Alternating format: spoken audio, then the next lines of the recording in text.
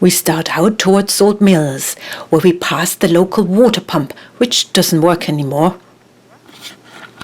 One of the most tricky things on our ride was to make sure Flora had enough water to drink. There aren't any public wells anymore and few public taps. I offered water to Flora whenever there was some available. To cut down on baggage, I only brought a 10-litre foldable water canister which I filled last evening to carry to our camp. But 10 litres isn't much for a sweaty, thirsty horse, so this morning Flora woke up quite thirsty. Luckily, there were puddles on our way. After 10 kilometres or so, we saw the spot where we had camped from the other side of the bay, so close. But there's dangerous quicksand in this bay, so it's better not to chance a crossing. They look more like you, not like those racing horses yesterday.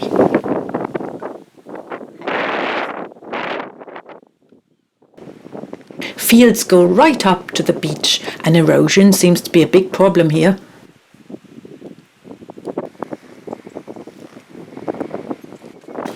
Long ago, lime was burnt around the bay in kilns. Nowadays, oyster farming dominates the bay, and at low tide, tractors drive out onto the mud flats and people work on the oyster rafts. We continue along the shoreline, a nice change from the tarmac roads. There isn't much off-road riding here apart from the beaches. Look, over there, the camper van is. That's where we get on the road again. Every bit of land seems to be cultivated intensively around here.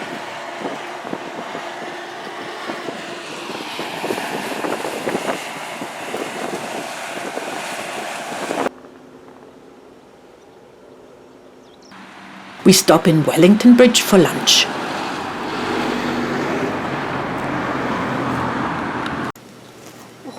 Rain coming in. Then rain moves in and I have to dig out my waterproofs. I think I have to change my packing there. Not quite waterproof, is it?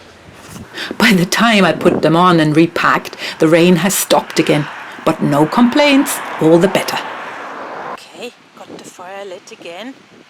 And just when it's nice and hot, the kettle boils.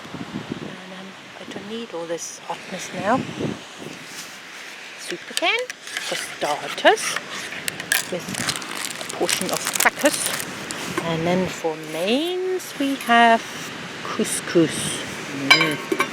What are you having tonight, Flora? Grass, is it? We eventually got to Collinstown Beach. A big sign announced that almost everything is forbidden there, including horses, except after 8 p.m. We found a quiet corner where we set up camp, and no one seemed to take offence. We both had an early night, and were soon woken up again by a heavy shower. When the shower had passed, I went to check on Flora.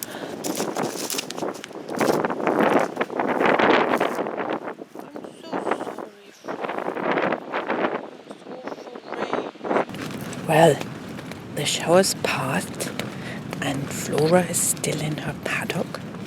The tent is only slightly leaking, so I suppose I try and get some more sleep. Okay, good night everybody.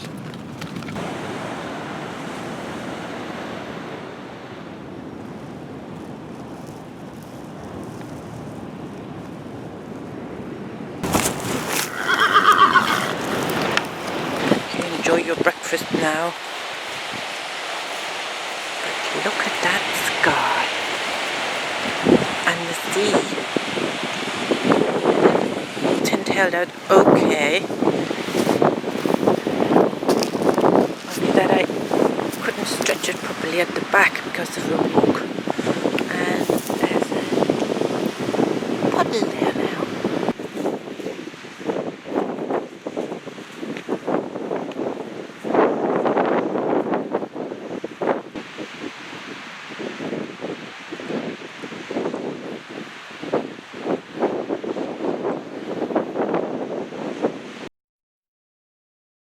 After a gentle canter across the sandy beach, we set off on our journey back to Tim's mums and dad's.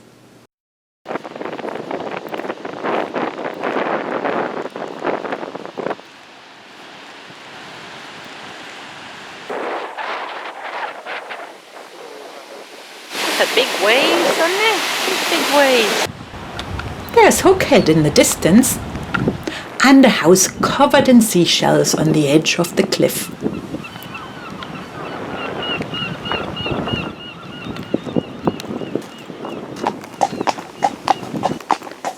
Collinstown Castle. We stopped briefly on Bannow Island. Well, it used to be an island until the river running out of the bay blocked the small gap between the mainland and the island with silt. Now, salt meadows and sand dunes cover the area where this gap used to be. A last look at the open sea, and then we turn around to head home. That's when something happened that utterly changed everything for the remainder of our trip. Flora stumbled over her own legs and fell, taking me with her to the ground and injuring my leg in the process. Now very sad to report that I couldn't end my riding. Flora just tripped really badly. Let's have a look. It's only superficial. So this is me talking into the camera just after it happened.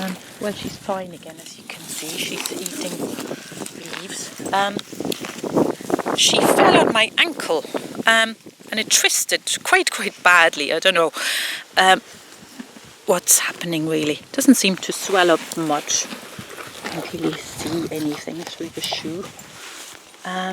Might be fine, but I don't think I can ride on. So just called Tim's parents, and I think we have to do the last bit by horse van. It's only 4 kilometers or so, but what a shame. And that's the stretch of road where she tripped. Can't really see anything. You can see the trip mark. Scraped her nose. There it is. Poor Flora. You fell on your nose, didn't you? You fell on my ankle too. I tried to stop it. Poor me, trying to put on a brave face after a frightening fall. I must have been under shock, thinking that my leg was fine. Could have been worse, much worse. So I'll get over it. I think everything else of me is fine, and Flora is fine. That's the main thing. Luckily, I was right about Flora. She was okay, and only a bit puzzled about the sudden finish. She was driven off by Tim's parents' neighbour, and Tim's parents took me to hospital for an X-ray. It turned out that my leg wasn't fine at all, but broken. And now I'm stuck on crutches with my leg in a cast for 6 weeks. Tim came all the way from home to pick me and Flora up. I was pretty miserable for the first 2 weeks, but slowly I feel that I'm on the mend. We're getting by somehow, and looking back, I have no regrets. Flora and I had a wonderful trip. And now she's having a nice break, and I have plenty of spare time to start planning next year's trip.